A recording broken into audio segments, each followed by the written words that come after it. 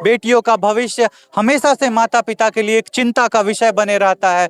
वो हमेशा इस बात के चिंता में लगे रहते हैं कि बेटियों को किस स्कूल में दाखिला कराना है, किस कॉलेज भेजना है, जो उसके मित्र हैं वो कैसे हैं, जहां वो जा रही है, जहां से वो आ रही है वो जगह कैसा है। और ये बात कहीं ना कहीं सत्य साबित होता है जब इस तरह की घटना सामने आती है। गार्जियन का उतना चिंता करना उचित साबित होता है जब इस तरह की कोई घटना घटती है। आपको शक लगता है? वही तो सब जो है, जितना है हमको सब पे शक है, जितना वहाँ पे लड़के लोग है सब जितना आदमी, परिवार वालों को उन हर एक व्यक्ति पे शक है जो वहाँ मौजूद थे। और शक उस इंसान पे भी जाता है कि जब उनका सब उस जगह पे प्राप्त हुआ तो उस जगह कोई एक आदमी बाथरूम में था, बाथरूम कर रहा था। अभी जो आप हमारे साथ ये व्यक्ति देख रहे हैं, ये वही लाचार पिता हैं। पिता ने अपने पुत्री को पढ़ने के लिए अपने छोटे भाई के साथ भागलपुर भेजा था। जी हाँ, हम आपको बताना चाहेंगे कि बिहार एक ऐसा जगह है जहाँ पे पढ़ाई की बहुत सारी व्यवस्था नहीं होने के कारण माता पिता अपने लड़के लड़कियों को बाहर पढ़ने के लिए भेजते हैं।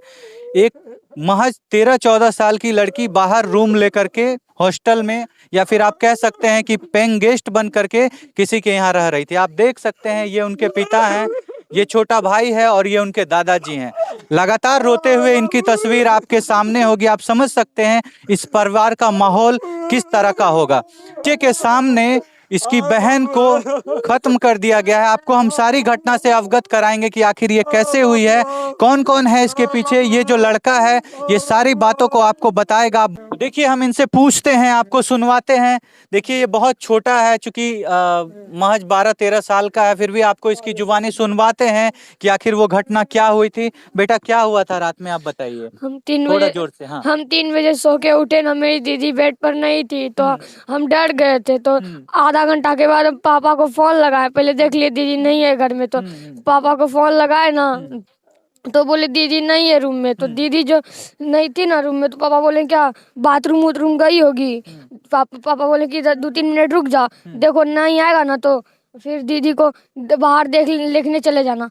तो हम जो है ना दीदी को, पापा बोले दीदी को जाके देख लो। हम गए ना बाहर तो दीदी नहीं थी। उसके बाद फिर हम पूरे खोल गए, गेट पर भी गए तो अब मेन गेट लॉक था। और किचन तो मेरे किचन में भी लॉक लगा हुआ था, और किचन में भी दीदी नहीं थी, बाथरूम में भी नहीं थी, लैट्रिन में भी नहीं थी।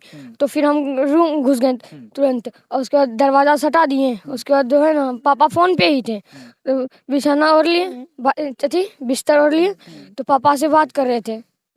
और उसके बाद जब पापा फिर आधा घंटा के बाद बोला कि जाओ, फिर जाओ। तो फिर हम गए तो जो है ना दीदी वहाँ पर लटकी हुई थी। हमको जो है तो कुछ आवाज भी सुनाई दिया। दीदी नल चलाई, उसके बाद दीदी का चप्पल का भी। दीदी नल चलाई या फिर नल चलाने का आवाज आया? नल चलाने का आप आवाज अंदर में थे, आपको नल चलाने का आवाज सुनाई दिया? उसके बाद चप्पल का भी आवाज दिया। जैसे गेट खोली चप्पल का आवाज सुनाई दिया ना। जैसे मेरी दीदी मतलब कि बरंडा पे आने वाली थी, उसके बाद मेरी दीदी का चप्पल का आवाज आया, और मेरी दीदी जो है मतलब कि खड़खड़ाहट होने लगा वहाँ पर।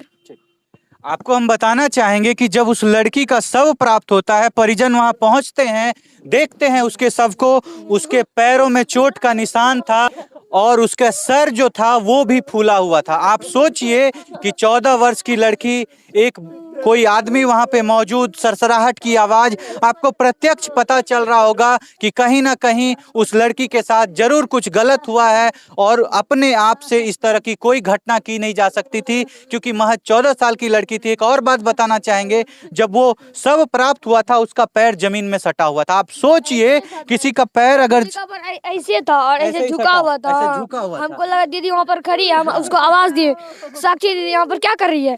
उसके बाद जो है ना दीदी, हमको लगा कि नहीं बोली, हमको डर हो गया। तो उसके बाद ऊपर देखे ना तो वहाँ काटा हुआ दीदी लड़की हुई थी। आपको बताना चाहेंगे कि वो इस घर की इकलौती बेटी थी। बहुत जगह इनके परिजन गए, मांगने के बाद वो लड़की इस घर में पैदा हुई। जब वो पैदा हुई तो पूरे गांव को खाना खिलाया गया, इस खुशी में कि हमारे घर में लक्ष्मी का जन्म हुआ है। और आज एक लड़की, इन सभी लोगों, आप देख सकते हैं इनका दर्द। आप देखिए दादाजी, आप क्या बोलना चाहेंगे? क्या हम यही बोलना चाहते हैं, जो इसके साथ देखिए हाँ जी। अंदाज है ऊपर में जो है लड़का कौन किस पे शक है दादाजी आपको? दादा वो हम नाम तो नहीं जानते। नाम नहीं जानते लेकिन वहाँ पे कुछ हाँ लड़के हाँ रहते थे। ऊपर में रहता जो तीन ठो लड़का। जो बाउंड्री बना हुआ था उसमें गेट लगा हुआ था। हाँ गेट यानी लगा बाहर हुआ का कोई आदमी अंदर नहीं आ था। सकता। नहीं सर नहीं बाहर का कोई नहीं आदमी कोई भी आदमी नहीं जो जा उस सकता। घर में मौजूद थे उन्हीं में से कोई हाँ एक उसी होगा। में से कौन है माँ है उससे पूछिए। माँ जी आप बोलिए। हम वहाँ रहते थे, आप वहीं रहते थे? पहले हम वहीं रहते आपसे पूछने इतना छोटे लड़के लड़कियों को आप कैसे अकेले छोड़ उसकी के आए? फुआ रहती थी वहाँ, जवान फुआ है, बीए पास की है वो। अच्छा अच्छा। वो रहती थी वो एग्जाम देने के लिए 4 दिन पहले 14 तारीख को हम आए हैं। इसके बाद परसों मेरा भाई सब चीज देख आया है, फिर उसकी फुआ जाती। इसके बाद मेरी बेटी पहले विदा हो गई उस घर से। उस शैतान ने मेरी बेटी को मारा। उन किस लोग पे आपको शक लगता है? वही तो सब जो है, जितना है हमको सब पे शक है। अब जितना वहाँ पे लड़के लोग जितना है सब पे जितना आदमी शक लोग है। हाँ। लड़का लड़की जितना है सब पे शक है। काहे शक क्यों नहीं होगा? जब बिल्ली नहीं आ सकता अंदर तो आदमी कैसे अंदर आएगा? वहाँ बिल्ली आने का जगह नहीं है। क्या सर क्या बोलना चाहेंगे? जो भी कुछ कोई है अंदर की आदमी है, जो भी हो, कोई बाहर से कोई कोई नहीं बाहर से नहीं आया है, बाहर बाहर से कोई नहीं आया, जो भी है अंदर का।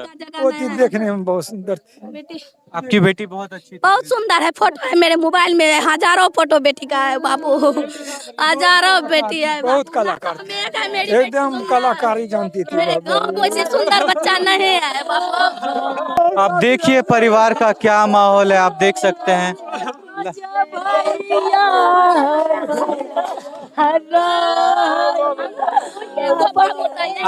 आप क्या मांग करते हैं पुलिस से? हम मांग करते हैं जो मेरी बेटी को सजा दे, इंसाफ मांगते हैं। उसको भी मेरी बेटी की तरफ, मेरी बेटी की तरफ उसको भी हमको इंसाफ चाहिए।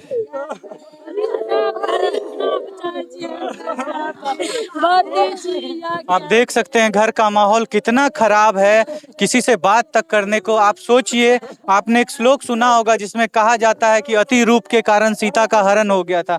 आप देखिए घर का माहौल एकदम बिगड़ता जा रहा है। इकलौती बेटी थी। देखिए गांव का समाज आप देखिए, आप पूरा परिवार का माहौल देख सकते हैं। देखिए तो क्रक्स ऑफ द स्टोरी यही है, एक विश्वास पे उनके पिता ने, उनकी माता ने उनको उस परिवार वाले के घर में छोड़ा। वहाँ पे कुछ लोग भाड़ा में रहते थे, कुछ नवयुवक भी वहाँ रहते थे, कुछ पुरुष भी रहते थे। इन परिवार वालों को उन हर एक व्यक्ति पे शक है जो वहाँ मौजूद थे, और शक उस इंसान पे भी जाता है कि जब उनका शव उस जगह पे प्राप्त हुआ तो उस जगह कोई एक आदमी बाथरूम में था, बाथरूम कर रहा था।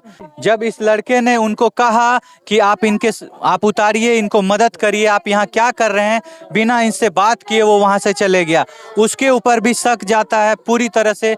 लड़की का सुंदरता कभी कभी उसके लिए कितना घातक साबित हो जाता है, कभी कभी उसके लिए कितना दर्दनाक साबित हो जाता है। आप सोचिए, आप उस माहौल का इमेजिन करके देखिए कि जब वो लाचार लड़की अकेली रही होगी, इंतजार कर रही होगी कि कोई आए और काश हमको बचा ले।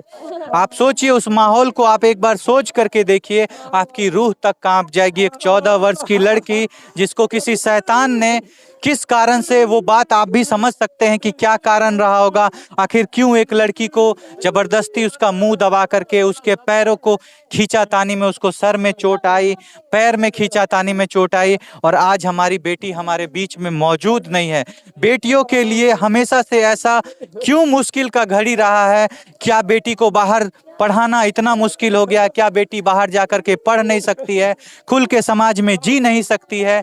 क्या बेटियां स्वच्छंद जो समाज में उनको हासिल करना है, जिस मुकाम को हासिल करना है, वो नहीं कर सकती? आखिर कोई पिता कैसे अपनी बेटी को घर से बाहर पढ़ने के लिए भेजे, कैसे अकेले कहीं पे छोड़े? बेटियों का भविष्य हमेशा से माता पिता के लिए एक चिंता का विषय बने रहता है। वो हमेशा इस बात के चिंता में लगे रहते हैं कि बेटियों को किस स्कूल में दाखिला कराना है, किस कॉलेज भेजना है, जो उसके मित्र हैं वो कैसे हैं, जहाँ वो जा रही है, जहाँ से वो आ रही है, वो जगह कैसा है। और ये बात कहीं ना कहीं सत्य साबित होता है जब इस तरह की घटना सामने आती है। गार्जियन का उतना सोचना चिंता करना उचित साबित होता है जब इस तरह की कोई घटना घटती है। हम आपसे पूछना चाहेंगे, आप इस परिवार को इंसाफ मिलना चाहिए कि नहीं मिलना चाहिए? हम आप लोगों से ये अनुरोध करते हैं तथा यहाँ के पुलिस प्रशासन से अनुरोध करते हैं, एसपी साहब से अनुरोध करते हैं कि जल्द से जल्द इस पे कार्रवाई की जाए और जल्द से जल्द जो भी इसके पीछे है, जो भी गुनहगार है, उसको उचित से उचित सजा दी जाए और उसको तुरंत गिरफ्तारी की जाए और इतनी कड़ी सजा दी जाए कि कोई भी भेड़िया राक्षस दोबारा से किसी लड़की के साथ कुछ भी गलत करने से, उसका खात्मा करने से पहले 1000 बार सोचे।